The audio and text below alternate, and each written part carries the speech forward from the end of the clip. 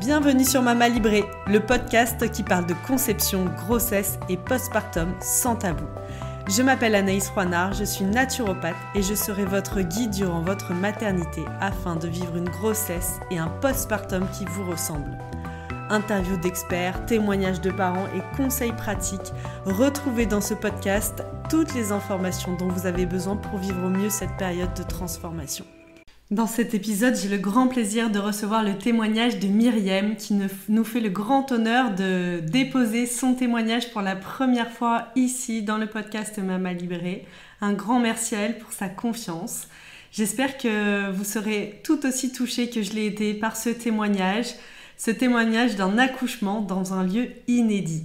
Je vous souhaite une belle écoute, n'hésitez pas à partager vos ressentis et si vous aussi vous souhaitez transmettre, partager votre témoignage d'accouchement, vous êtes toutes les bienvenues dans Mama Librée.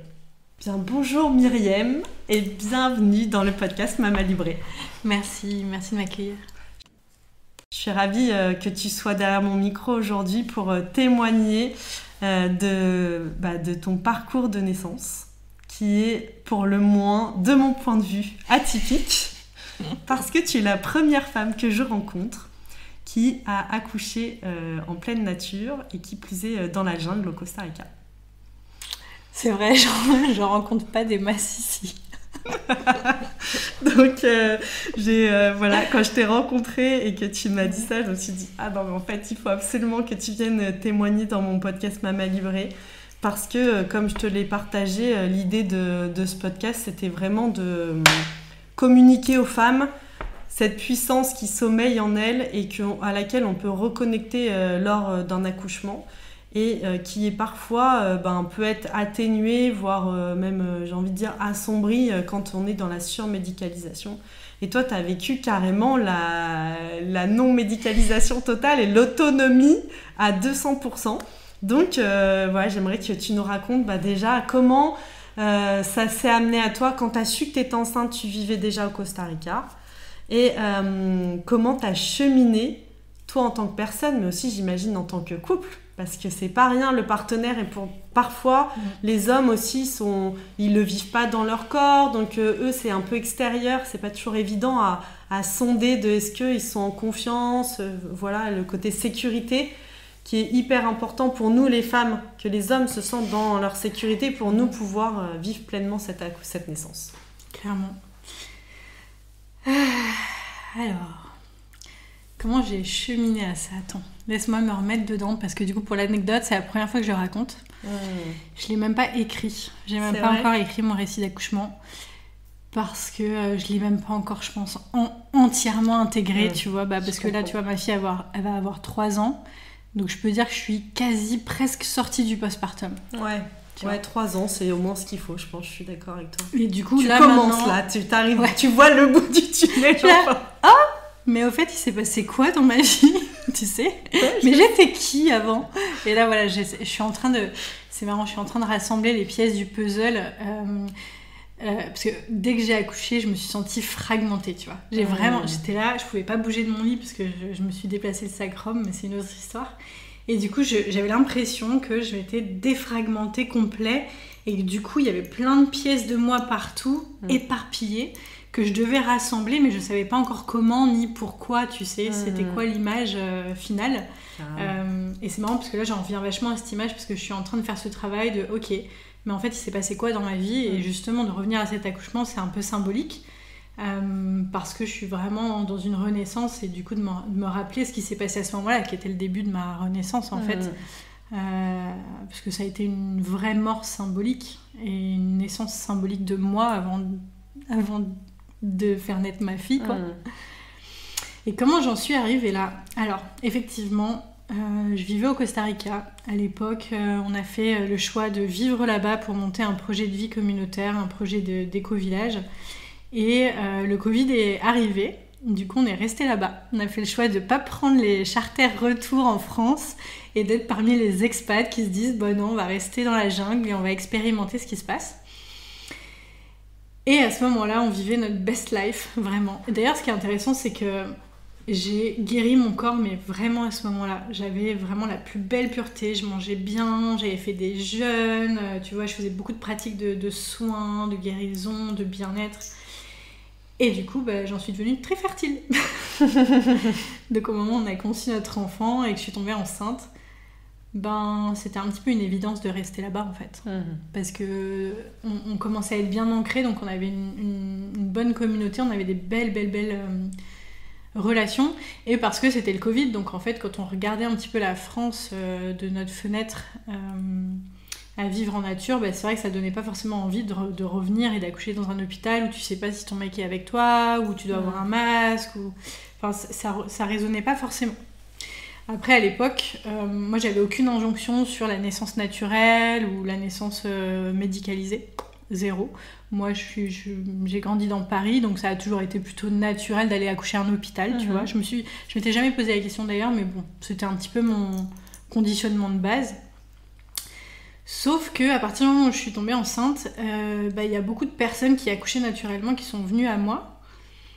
Et j'ai commencé à m'y intéresser, à me dire tiens, intéressant. Et puis là où je vivais, du coup au Costa Rica, il y a énormément d'expats qui viennent du monde entier parce que c'est un hub où les personnes elles accouchent naturellement là-bas, et du coup t'as le système d'entraide, t'as la culture, t'as les professionnels, t'as les infrastructures, enfin t'as tout ce qu'il faut pour être accompagné vers cette direction-là. Donc, t'as tout un contexte qui le facilite. Comme au Mexique, il y a même des cliniques privées et tout qui ont ouvert. Il y a vraiment tout un truc. Ouais, c'est vraiment dans la culture, tu vois. Quand tu dis tiens, je vais accoucher à la maison, on te dit mais ça va être génial, mais t'es capable, tu vois, c'est soutenant. C'est soutenant. Du coup, t'as un contexte qui t'encourage. Donc c'était un petit peu le choix de base, tu vois. Comme ici, c'est le choix de base, c'est l'hôpital. Là-bas, c'était un peu le choix de base. Moi, je fais pas mes choix par défaut, donc je voulais comprendre. Et du coup, je suis retournée un petit peu naturellement à mes racines, à faire des recherches en fait. Parce que du coup, ma mère était kabyle, donc berbère, à vivre dans les montagnes en Algérie. Et j'étais là, mais du coup, elle est pas née dans un hôpital, ma mère. Tu vois ? Enfin, je m'étais jamais posé la question. Ouais, bien sûr. Et du coup, je fais des recherches. Je fais OK, culture berbère, accouchement, voilà. Et là, je découvre que dans ma culture, c'est naturel d'accoucher à la maison, à même la terre, à même le sol, que tu es entouré de femmes, et que du coup, après, pendant 40 jours, tu es à la maison entouré de femmes et qui prennent soin de toi, qui t'accompagnent dans cette transition, qui te font les transmissions nécessaires, qui te guident, etc. Et du coup, je me suis dit, OK, en fait, j'ai envie d'honorer ça.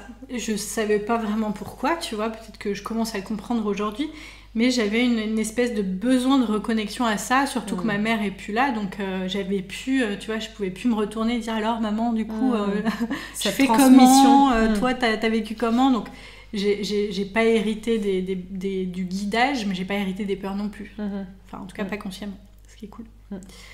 Et du coup, à partir de là, j'ai fait, OK, ouais, je pense que c'est à explorer d'accoucher à la maison, dans la terre, en étant soutenue de femmes. Enfin, ça a commencé à émerger cette vision un petit peu idéaliste de mon accouchement.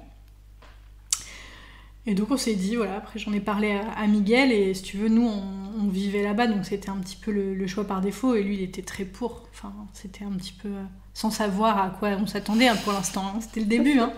Mais on était là, oui, c'est notre vision idéale. Pourquoi pas, mais on voulait quand même explorer. Puis après on a fait les rencontres professionnelles qu'il fallait pour nous accompagner, rencontrer les femmes qui accouchaient à la maison, savoir. Ça t'a aidé ça, les témoignages d'autres femmes? Oui, ce qui m'a surtout aidé, c'est que l'accoucheuse, du coup celle qui me suivait, m'a dit clairement les questions à poser aux femmes. Et c'est quoi les questions qui étaient à poser? Je ne sais plus, mais il y avait qu'est-ce que tu aurais fait pareil, qu'est-ce que tu aurais fait différemment, et peut-être d'autres, mais voilà, c'était pas genre alors, parce que bon, là tu rentres dans un truc sans fin. C'était vraiment plus de saisir, voilà, c'est quoi l'expérience en fait de ces femmes, et qu'est-ce qu'on en retire, tu vois. Quel conseil finalement, quel ajustement, quelle expertise quelque part t'en as retiré de ton... C'est quoi les erreurs que t'as fait, est-ce que t'aurais fait pareil, enfin voilà, genre vraiment très concret. Et du coup ça nous a aidé à nous projeter. Puis rapidement en fait ce qu'on a compris c'est que on prenait à 100% responsabilité de notre accouchement. Et ça on l'a pas appris à l'école. Hein. On n'a pas appris à prendre responsabilité de notre santé, de notre façon dont on va amener notre enfant au monde. Et donc ça a été une vraie prise de conscience avec mon conjoint Miguel de ok, est-ce qu'on veut prendre cette responsabilité? C'est bien beau de dire oui, du coup on veut accoucher à la maison, dans la jungle, ça va être génial. Ouais d'accord, mais du coup est-ce qu'on prend la responsabilité d'accoucher sans aide médicalisée à 2 heures d'un hôpital sachant qu'il y a très peu de chances qu'on arrive à temps si jamais il y a un problème, avec des routes qui sont pas des routes, des pistes, le Costa Rica, ça j'ai une expérience, ouais, je me souviens des pistes, quoi. Je sais pas si on peut nommer route en plus, oui, je suis d'accord. Non, ouais, c'est des chemins. Oui, c'est des chemins. Voilà. Et donc à ce moment-là, là à ce moment-là, il y a quelque chose qui prend une autre dimension en fait. C'est plus, t'es plus dans l'idéalisme de l'innocence de je vais accoucher à la maison, ça va être trop beau, voilà. On peut avoir par exemple nous en France, où on accouche à la maison et c'est incroyable parce qu'on maintient ce niveau de peur hyper élevé alors qu'aujourd'hui l'accouchement à domicile, il n'est pas possible si tu es à plus de 30 minutes dans un hôpital. Ah ok, tu vois, ça je savais pas. Donc en vrai, le risque que tu prends, il n'existe quasiment pas. Quoi. Je veux dire, ça veut dire que dans la demi-heure, tu es en capacité d'être transféré. Ouais, t'es bien quoi. Ouais. Mais encore une fois, tu vois, quand je reviens à mes racines, ma mère qui est née, enfin du coup ma grand-mère qui a accouché de ma mère en montagne d'Algérie, en fait très certainement elle était dans le même contexte. Bien sûr. Donc je pense qu'il y avait une partie de moi qui était là, si elles l'ont fait, je peux le faire. Maintenant, est-ce que j'ai envie de prendre cette responsabilité dans un contexte où on a le choix aujourd'hui, qui est un luxe énorme? Mais du coup, à deux, on est plutôt aventureux et peut-être un petit peu fou, beaucoup fou, enfin aussi. Hein. Du coup, on s'est lancé dans cette aventure et à partir de là, quand on a su qu'on prenait responsabilité complète de notre accouchement, c'est-à-dire que en cas de problème, c'était nous les responsables, que voilà, c'était pas la sage-femme, que la sage-femme ne venait pas jusqu'à un hôpital, ne pouvait pas rentrer dans l'hôpital, enfin que de toutes les façons, j'étais à 2 heures d'un hôpital, donc globalement, s'il se passe un truc pas bien, c'est pendant l'accouchement, enfin voilà. Est-ce qu'on t'avait nommé, est-ce que justement dans cette transmission, dans cette formation, la personne que tu nommes sage-femme, là, est-ce qu'elle t'avait nommé, c'était quoi les risques concrets, voilà, qu'est-ce qui pouvait se passer de pire? Ouais, okay. Clairement. On a eu aussi ces histoires d'accouchement à la maison où ça s'est pas bien passé, ou voilà, ce qui s'est passé. Bon, sur 96 accouchements, il y a peut-être eu 2 soucis, tu vois. Et c'était quoi comme type de soucis qu'elle t'avait transmis comme... Il y avait, je sais qu'il y avait une hémorragie mais qu'ils avaient su gérer, et puis l'autre c'était un bébé qui était mort, mais voilà, il y avait une explication aussi derrière très à la fois spirituelle et à la fois très concrète, enfin voilà, c'était un apprentissage pour tout le monde. Et encore non, c'était même pas ça, c'était pas avec ma sage-femme à moi, c'était avec l'autre sage-femme qui était dans le village, enfin c'est pas je dis accoucheuse parce qu'en fait c'est pas des obstétriciennes, donc je vais pas dire sage-femme, mais c'est des accoucheuses, c'est comme ça qu'on a ce métier-là dans les villages, des métiers de transmission. Donc non, tu vois, c'était même pas avec ma sage-femme en fait. Parce que elles aussi, du coup, elles ont la responsabilité de savoir qui. Enfin, du coup, c'est pas, ils choisissent pas, tu vois, c'est pas parce que tu toques à sa porte qu'elle va faire ton accouchement, tu vois. Il y a un vrai ressenti, une vraie rencontre des deux côtés de, ok, je le sens dans mon corps, dans mon âme, dans mon esprit que c'est cette constellation-là qui va se jouer, et elle, du coup, elle doit le sentir de son côté aussi, tu vois. Ouais, bien sûr. Parce que c'est une prise de risque énorme des deux côtés, en fait. À tout niveau, même si c'est pas forcément légal, et ça peut être émotionnel, etc. Donc oui, et du coup, oui, elle nous avait dit vraiment, voilà, tout ce qui peut se passer. Et ce qui est génial, c'est que par exemple, typiquement pour les hémorragies, tu vois, les noix de coco jaunes, et il faut que t'en aies une à ton accouchement, c'est dans la liste des choses que tu dois préparer, parce que t'as des devoirs, tu dois préparer un certain nombre, tu vois, de choses. Dont cette noix de coco. Pourquoi ? Parce que la peau de la noix de coco jaune, en la faisant bouillir, ça fait un liquide noir qui arrête l'hémorragie. Donc que t'ingères. Ok. Donc si une femme pendant un accouchement a une hémorragie, c'est ça la médecine. Magique. Et dans les listes, justement, est-ce que tu te souviens de ce qu'on t'avait demandé de préparer? Parce que moi, j'ai la liste de moi, en France, dans un domicile, tu vois, avec un hôpital à 30 minutes. Mais toi, du coup, là-bas, à quel matériel t'avais accès? Qu'est-ce qu'on attendait de toi que t'aies préparé et comment t'as fait pour te procurer ce nécessaire? Bah, c'était ça, coco. Après, il y avait beaucoup de tissus pour mettre au sol. Des carrés de tissu aussi parce que pendant l'accouchement, elles te mettent de l'eau chaude avec du gingembre sur la vulve qui aide à réchauffer la zone, à dilater la zone, etc. Qu'est-ce qu'il y avait d'autre? Les vêtements, les premiers vêtements pour ton bébé. Normal, la couverture pour l'accueillir. Des vêtements chauds. Pour toi? Ouais. Ok. Ouais. Même s'il fait très très chaud là-bas, en fait, on a vraiment besoin en postpartum direct d'être... Juste après, on redescend vraiment beaucoup. Ouais, d'être réchauffé. Enfin, puis même pendant l'accouchement, on peut vraiment différent en température. Franchement, je m'en souviens plus après. Mais bon, c'était, tu vois... Est-ce que toi, tu avais des appréhensions particulières, vu que c'était ton premier aussi, c'est pas rien, c'est important de le notifier. Qu'est-ce qui était pour toi... Quels ont été les démons les plus importants que tu as dû traverser, tu vois, jusqu'au moment de la naissance? Bah, j'ai traversé ça jusqu'à l'accouchement. Enfin, oui. C'était... À l'accouchement, je trouve que c'est encore une autre étape des démons qu'on peut traverser. Non, clairement, je veux vraiment dire que quand j'ai fait ce choix-là, c'est pas le choix confortable que j'ai fait. C'est le choix que j'ai senti de bon pour moi, pour ma famille. C'est le choix que mon chéri a senti de bon pour lui, pour sa famille, pour moi. Mais c'est pas le choix qui était dans le confort. C'est pas le choix qui était simple, c'est pas le choix qui était conditionné. Tu vois, je suis pas entourée de personnes qui accouchent à la maison, j'ai pas grandi là-dedans. C'était un choix qui était un choix d'âme, un choix de cœur, mais où derrière, fallait assumer, quoi. Donc, clairement, j'avais pendant toute la grossesse, du coup, donc toute cette approche à ce toboggan. J'avais l'impression, tu sais, que j'arrivais, que j'étais à Aqua Boulevard, tu sais, que je montais les marches du plus grand toboggan, tu sais, où il fait tout noir à l'intérieur et où tu vois même pas de lumière. Non, tu sais même pas quand ça va s'arrêter, tu vas arriver. Et donc, tu dois y aller, quoi, et il y a la queue derrière toi, et il y a la queue devant toi.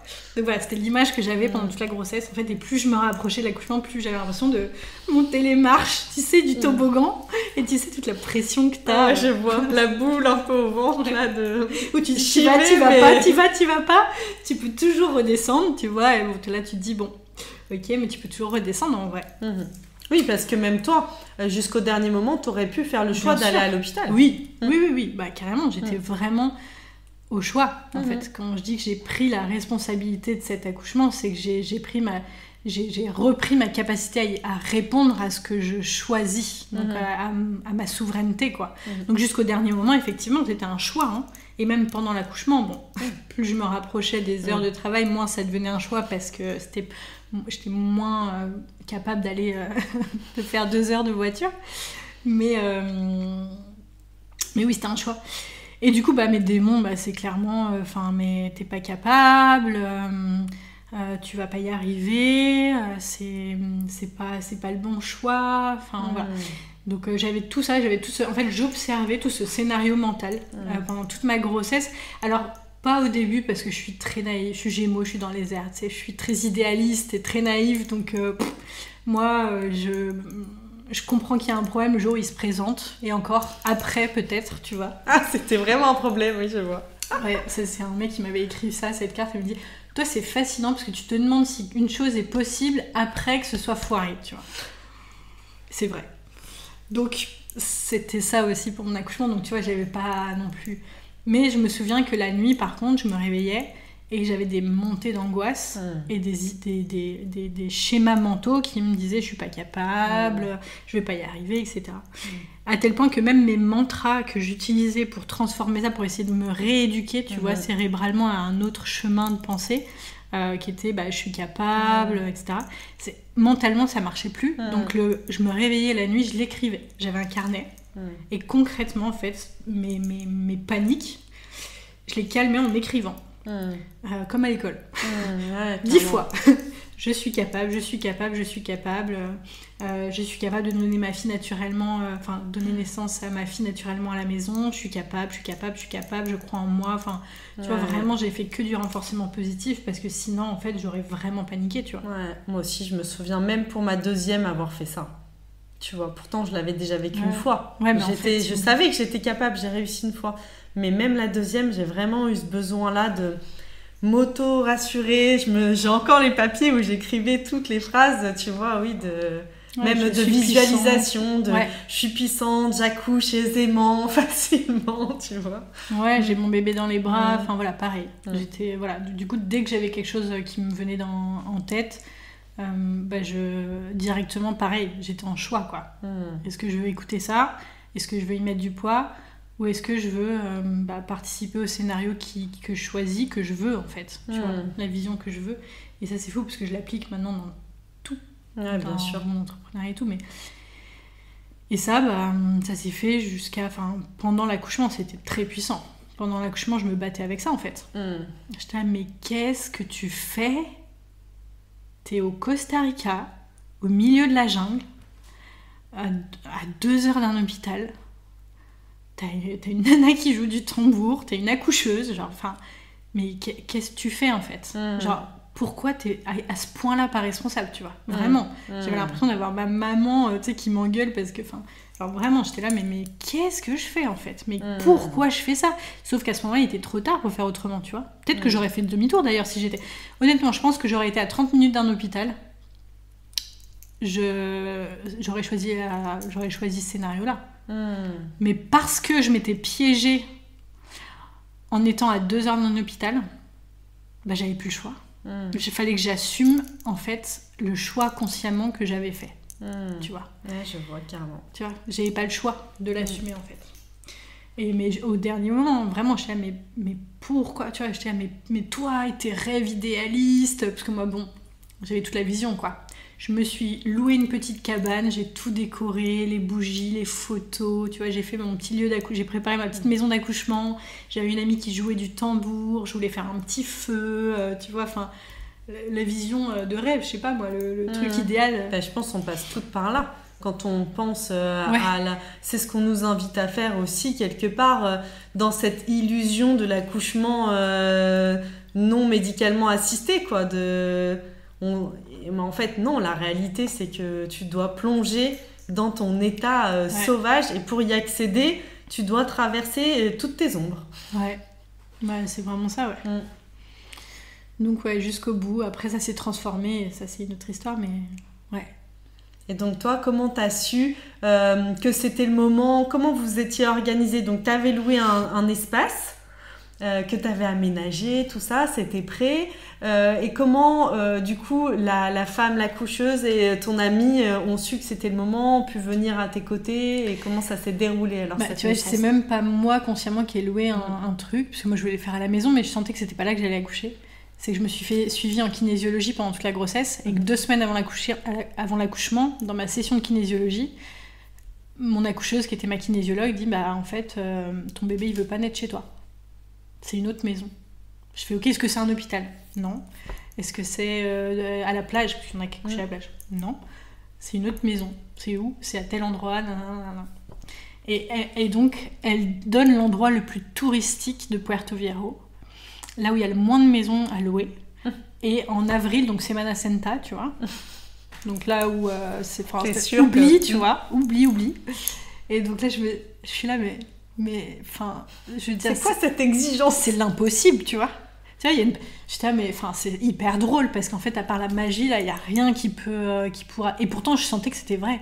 Je sentais que c'était pas à la maison que j'allais accoucher, c'était pas là où je me sentais safe, c'est pas là où tu sais, t'as un instinct un mois, quelques semaines avant d'accoucher où, un peu comme un animal, tu sais où tu veux aller accoucher, mais tu cherches cet endroit. C'est quoi qui faisait que chez toi, tu te sentais pas safe ? Tu l'as identifié après ? Ouais, je vivais en communauté, donc j'étais avec plusieurs maisons autour.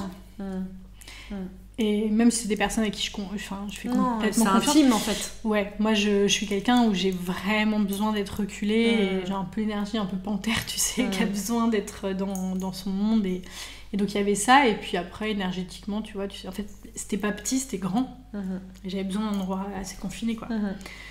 Donc voilà, donc cette histoire est très drôle. Et du coup, bon, il se trouve... Donc, bien sûr, là, on met tout notre mental au service. On cherche, rien. Et puis un jour, il y a un truc magique qui fait... Ah, on rencontre une personne. Ah, mais d'ailleurs, il y a un tel qui a un lieu à Punta Uva. Lieu qui est sorti de nulle part. On connaissait pas ce lieu. Il est pas sur la map, il est pas sur la route. Tu peux pas le trouver. On va sur le lieu. Une femme qui s'appelle Izzy, c'est son mari. Et là, en fait, ils nous disent c'est... Donc, on lui explique l'histoire. Il dit, voilà, apparemment, il faut qu'on accouche à cet endroit, dans cette région. Est-ce que vous avez un endroit ? Et il me montre une cabane que j'avais vue en vision. Et là, il me dit, tiens, c'est très drôle parce qu'on a eu quelqu'un qui a accouché ici. Et en fait, le mec s'est retrouvé après à avoir que des nanas qui venaient accoucher. Avoir une maison d'accouchement malgré lui, tu vois. Un vortex de naissance, en fait, parce que oui, c'est énergétique, tu vois. Oui, bien sûr. Donc, bref, enfin, tu vois, la magie, tu vois, c'est comme on les aime. Et bref, et donc la seule date où on pouvait la louer, à la base on voulait la louer quand même bien en avance pour prévoir. Non, on pouvait y aller 3 jours avant la date du terme. Ah, challenge. Donc, ok, confiance, écoute. Là, à ce moment-là, de toute façon... Lâcher prise. Voilà, t'es obligé de lâcher prise parce que de toute façon, t'as pas le choix. Tu vois, de toute façon, tu veux faire quoi ? Tu vas pas te battre, tu vas pas obliger le mec à t'ouvrir sa maison. Bon. Et donc on y a accédé, et puis à partir de là, on a fait que attendre, quoi. tu vois ta date de terme qui arrive, t'es là, t'attends. Un jour, je me souviens, j'ai eu une contraction, j'étais là genre, Miguel, ça y est. Non, rien. Et au final, un jour, les contractions qui sont de plus en plus là. Donc là, moi, j'appelle tout le monde. Bon. Ok. Ma sage-femme savait que j'accouchais pas du tout. Hein. Enfin, mon accoucheuse. Voilà. Moi, je pensais... Mais bref. Et donc, pendant 3 nuits... Enfin, en fait, j'ai commencé à avoir des contractions. Donc, je pensais vraiment que c'était prêt et tout. 3 nuits. Enfin, pendant une nuit. Ensuite, le matin, ça se ralentit. Puis la journée, plus rien. Le lendemain, pareil. La nuit. Le soir tombé. Je commençais à avoir des contractions. La nuit, pareil. Et le lendemain, boum, ça s'arrête. Et la 3e nuit... Pareil, sauf que là, à 5h du mat, je craque. Je craque, mais total. Je suis là, mais pourquoi je suis toute seule ? Tu vois, moi, j'étais Parce que le soir, mon mec, il dormait. Moi, j'étais seule au sol. Pareil, face à moi, tu vois. Et à ce moment-là, en fait, une des femmes qui était à mon accouchement, qui était là pour faire à manger, pour me masser, pour prendre soin un peu de tout le monde, elle était là en discret sous la maison. Et elle m'a entendue craquer. Et à ce moment-là, elle dit « Ok, l'accouchement, il commence. » Et là, c'est elle qui a appelé. En fait, c'est elle qui était le lien, en fait, pour appeler. Tu vois, parce qu'elle, elle savait. Donc, c'est elle qui était censée dire où est-ce que ça en était, etc. D'accord. Et appeler l'équipe qui sont venus, voilà. Mais et toi, de toute façon, après, t'as basculé. T'as après, pas trop vu. C'est ça. Après, tu bascules. Ouais. Parce que t'accouches. Avant, non. Avant, j'ai compté les contractions et les minutes. Tu vois, comme j'avais appris. Mais d'ailleurs, on le dit souvent. Tu vois, quand t'accouches à domicile en France, c'est jamais toi qui appelles ta sage-femme. Ouais. La sage-femme, elle dit à ton conjoint, à ton partenaire, qui que ce soit, la personne qui est là avec toi, à partir du moment où elle n'est plus en capacité de tenir une conversation, tu m'appelles. C'est que là, elle était rentrée dans... Ça y est, t'es dans le travail. Ouais, ça me met des frissons. C'est le moment où tu lâches, en fait. Complètement. C'est le moment où t'es plus dans le rationnel. T'es complètement à l'intérieur, dans toi, tes sensations et ton... Et je t'ai dit, j'ai fait un énorme craquage. Et pareil, j'ai dû guérir des choses, tu vois. Ce sentiment de solitude, tu vois, d'être seule et tout. Et c'était un vrai craquage. Et c'est vrai qu'après, tout s'est enchaîné, quoi. Donc ça a duré quand même 3 nuits. Ouais, après la 3e nuit, finalement, t'es vraiment rentrée dans le travail. Et elle est née combien de temps ? C'est le matin. Du coup, le matin. Et ta fille, elle est née à quelle heure ? 21h. Ok, 30. Ouais, tu t'es fait une belle journée de... C'était long. Et j'avais pas dormi, tu vois. Donc je suis allée... En fait, cet accouchement, il est allé me chercher dans les ressources que je pensais pas avoir. Vraiment, bon, de toute façon, c'est ça, hein.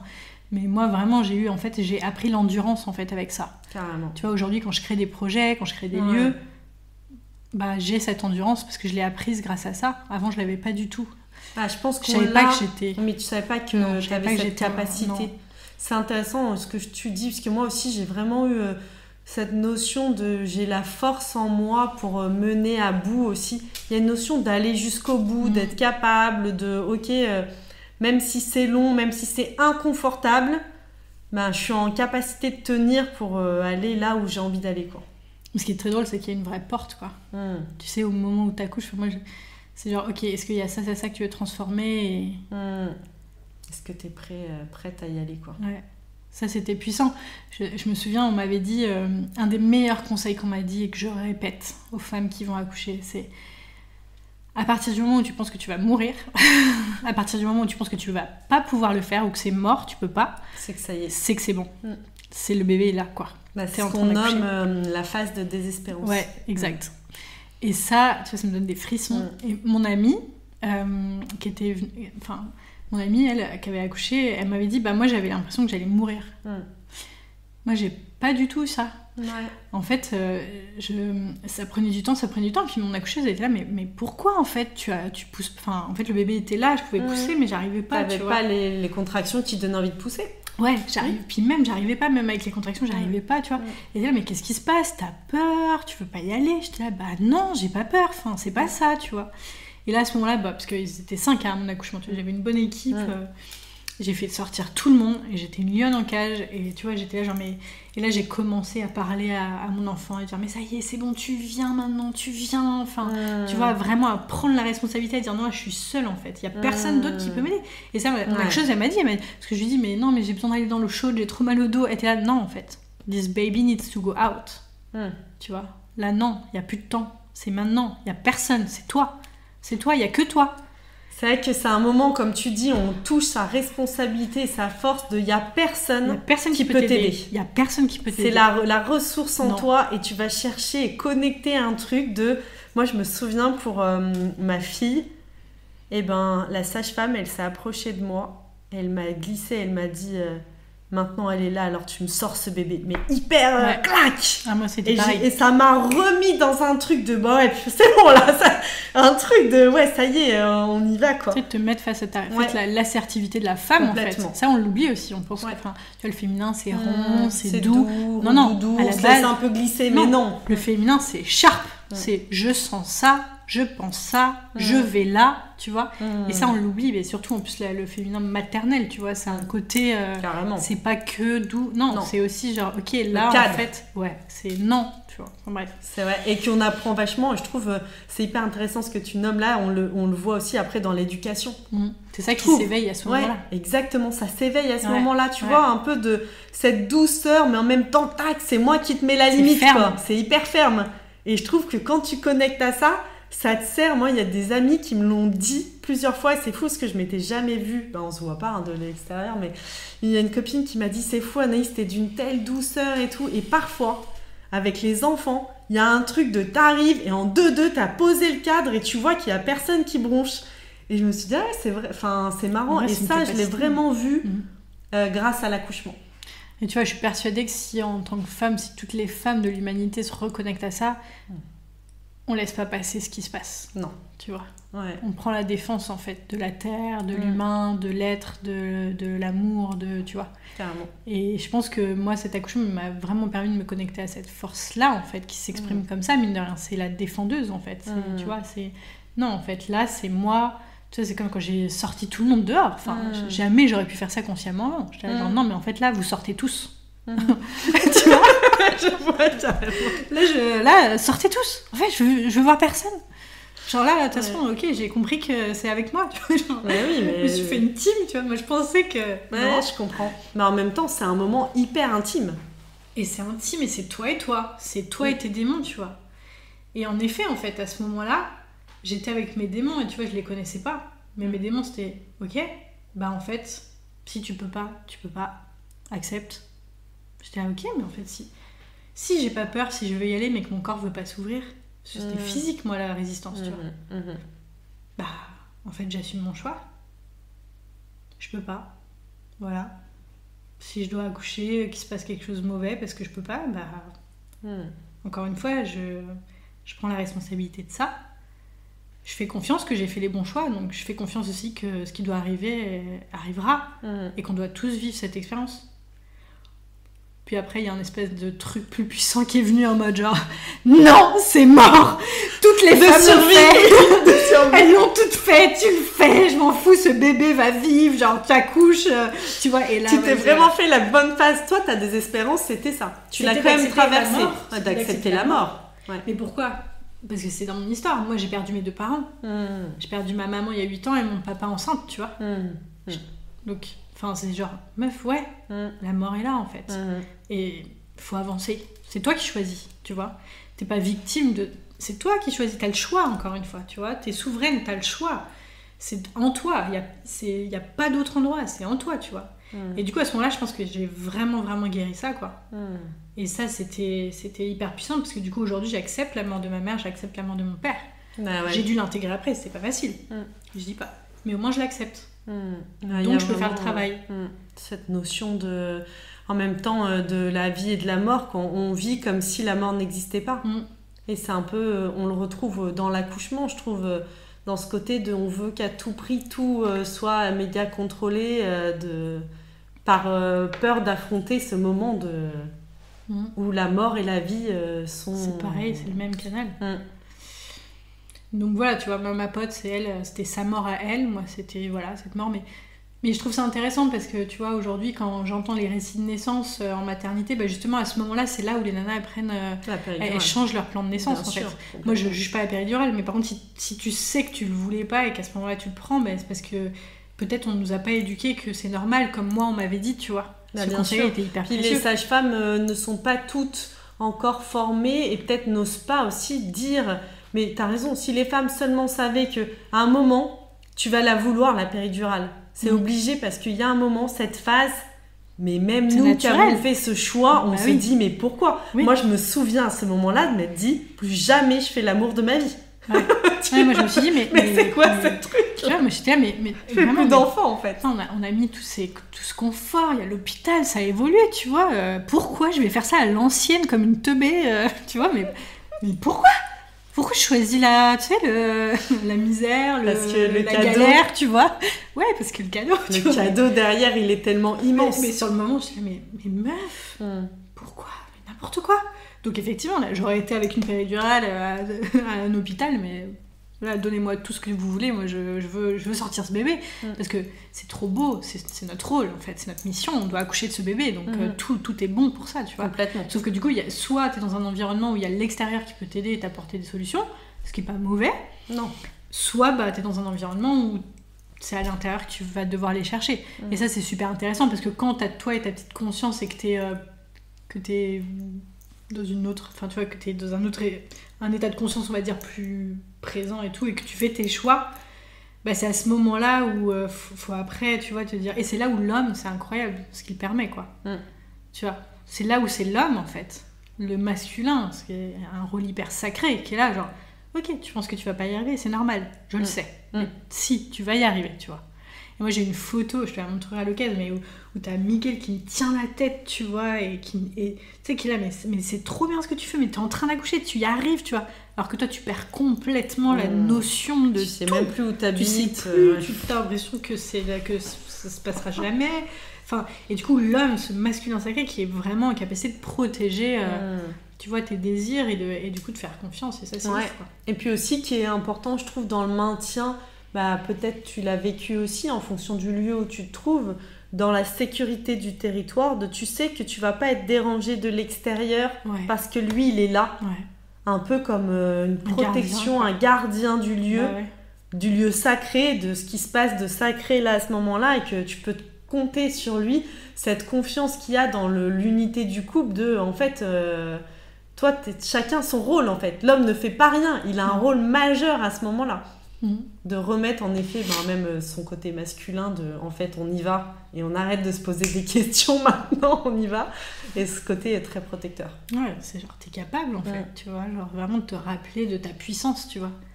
Et je trouve que ça, c'est un magnifique rôle qu'a l'homme, en tout cas, l'homme dans sa puissance. C'est vraiment de faire, en fait, d'envoyer l'énergie sur la réceptivité de la femme, et du coup de l'énergie qui est empouvoirante, en fait, qui reconnaît la femme pour sa puissance, pour sa vulnérabilité, pour sa capacité, pour tout ça, tu vois. Et ça, nous, on l'avait parce qu'aussi on s'est formé en fait, parce que lui il s'est formé autant que moi à l'accouchement à la maison, donc il avait en tête, tu vois, il avait en tête ce rôle-là aussi, et tu vois, on l'avait éduqué sur ça. Mais pareil, c'est vrai qu'il y a beaucoup d'hommes qui sont pas éduqués, et qui savent pas qu'ils ont un vrai rôle, mais pendant la parentalité, pendant le postpartum, pendant la grossesse, enfin voilà, c'est pas que c'est pas l'intérieur de la femme, c'est l'intérieur de la femme, mais le rôle c'est comme une poupée russe, quoi. T'as la femme, puis t'as l'homme, puis après t'as la communauté, puis t'as la famille, enfin.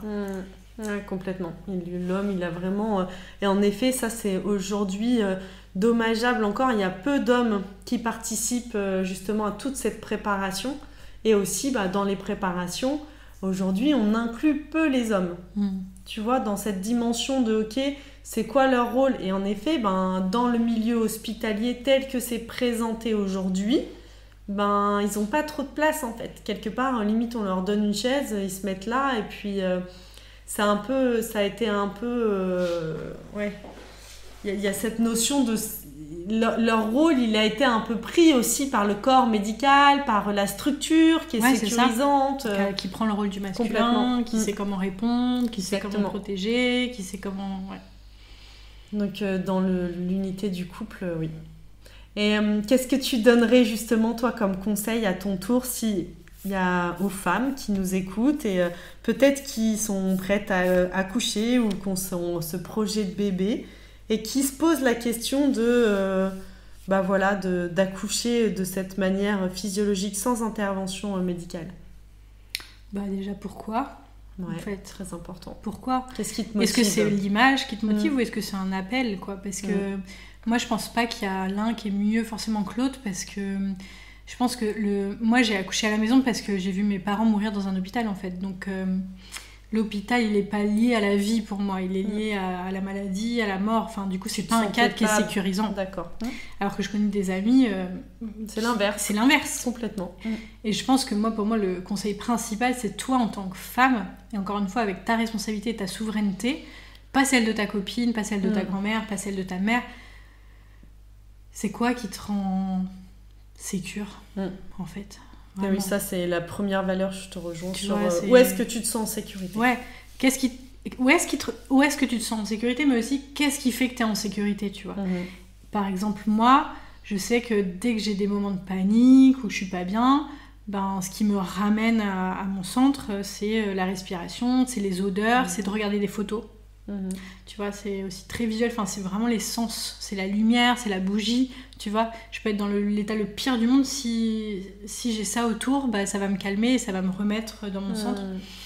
Mais il y en a d'autres, c'est autre chose, donc ça peut être le toucher, ça peut être le toucher, ça peut être les sons, ça peut être quelqu'un, ça peut être un environnement, enfin du coup c'est vraiment de se poser la question, ok, quand t'es dans le plus mal de ton état, qu'est-ce qui te fait du bien, tu vois. Carrément. Qu'est-ce qui te fait du bien ? Et du coup, moi j'avais même fait ramener de France par une copine des petits chocolats Lindt, tu vois, que je mangeais pendant mon accouchement parce que ça me rassurait. Ouais, c'est un peu doudou quoi. Ouais, c'est un truc que je connais, bref.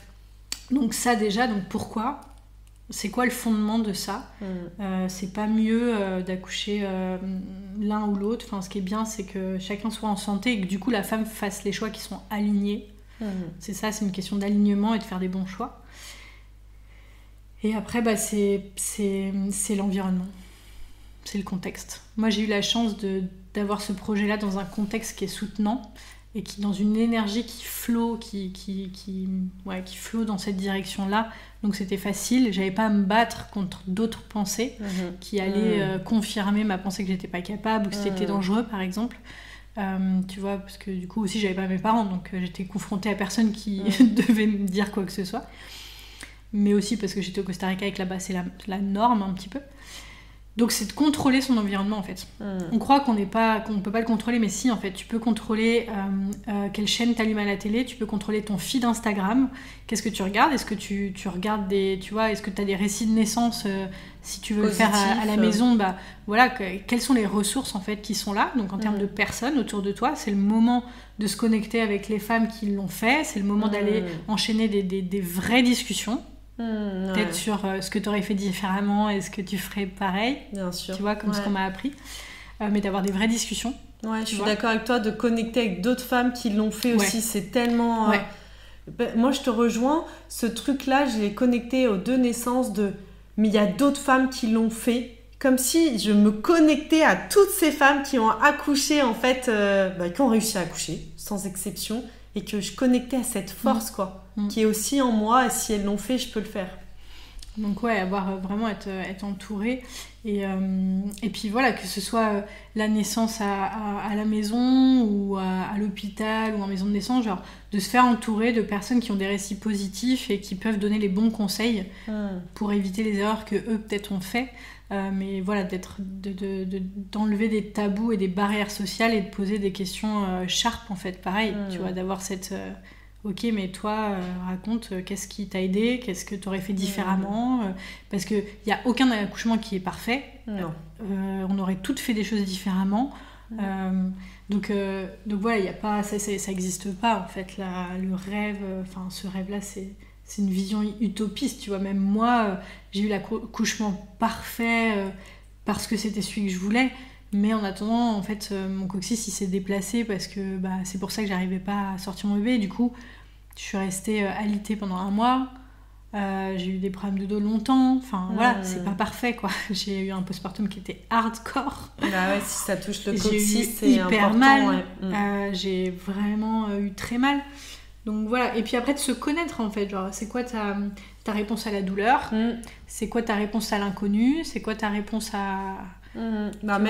c'est quoi je trouve aussi la notion de quelle est ta réponse, alors même si on peut pas prédire, mais est-ce que tu as déjà vécu des moments où c'était imprévu et tu dois faire face, du coup comment tu réagis face à ça, vers l'imprévisible en fait, est-ce que tu t'adaptes facilement, est-ce que toi c'est insécurisant, comment tu fonctionnes, et je trouve que c'est comme un entraînement aussi, on entraîne notre cerveau plus ou moins à ça via plein de méthodes. Ça peut être la sophrologie, moi j'avais beaucoup aimé l'auto-hypnose par exemple, ça m'a vachement aidé pour switcher d'un état de conscience à un autre, tu vois, me dire ok, je suis capable de faire ça, je suis carrément dans ma carapace et tout, et à un moment il se passe un truc on me dit un truc, une information importante, et peut-être qu'il me demande un ajustement ou une intervention extérieure, je suis en capacité de le faire. Donc il y a plein d'outils aussi. C'est ça qui est génial aujourd'hui en fait. C'est qu'en fait on peut rendre toute réalité possible, quoi. Et on a les outils. Ce qui n'était pas du tout le cas de nos ancêtres en fait, que ce soit pour l'accouchement à l'hôpital ou à la maison ou en nature, à la maison, ce qui n'était pas choisi forcément non plus. Il n'y avait pas tous ces outils-là en fait de conscience qui permettent de savoir comment arriver d'un point A à un point B de façon assez maîtrisée, mine de rien en fait. On peut vraiment tout faire, quoi. On est capable en fait. Donc ouais, je pense que la femme, elle a besoin de reprendre sa responsabilité en fait, et sa souveraineté, et puis sa confiance en fait, de reprendre sa place. Je sais faire, je sais ce qui est bon. Du coup, il faut aller le trouver, il faut aller le chercher, mais une fois qu'on l'a, faut l'asseoir en fait. C'est genre, je sais que c'est ça que je veux. Tu vois pas, oui, peut-être j'aimerais bien que... Non, en fait, si t'as l'intuition, si t'as le ressenti, ok, c'est ça, tu vois, et ça va, c'est ça, c'est ok, c'est ça, c'est là, on y va. Et puis comme ça, l'homme, il peut avoir confiance aussi en sa femme, parce qu'elle est dans sa puissance, donc les hommes, il y a un vrai travail suivre, il va se laisser guider. Genre, pour les hommes, c'est vraiment, fais confiance à ta femme, elle sait, parce que c'est son corps qui accouche, c'est pas son mental, c'est son corps, c'est plus grand de toute façon. Mais voilà, il y a vraiment un travail de place à reprendre aussi. Tant sous sa souveraineté personnelle, et pas de placer sa responsabilité dans le médical ou dans une sage-femme ou une accoucheuse ou peu importe. Qui que ce soit. Qui que ce soit, c'est soi. Donc déjà ça, et après c'est cette constellation d'hommes-femmes, et puis de partenariat, de famille, qui est déjà, c'est l'initiation d'une famille, la préparation, ce chemin-là, quoi. Ouais. Il y aurait plein de choses à dire. Merci Myriam pour tout ce que tu nous as partagé, pour ce beau récit. Et il y aurait plein de choses à dire encore, mais c'est déjà, tu nous as partagé plein de choses. Je te remercie du fond du cœur et je te dis à très bientôt. Merci Anaïs, à bientôt, et puis j'espère qu'on continuera à avoir ces discussions qui sont hyper utiles, et merci de porter ça au monde, quoi. Il y a besoin. J'espère que cet épisode vous a plu. Si c'est le cas, n'hésitez pas à mettre 5 étoiles sur votre plateforme d'écoute et à le partager à vos amis qui en auraient besoin. Pour encore plus de contenu, je vous invite à nous suivre sur Instagram et à découvrir nos programmes d'accompagnement sur notre site mamalibré.co. À très bientôt.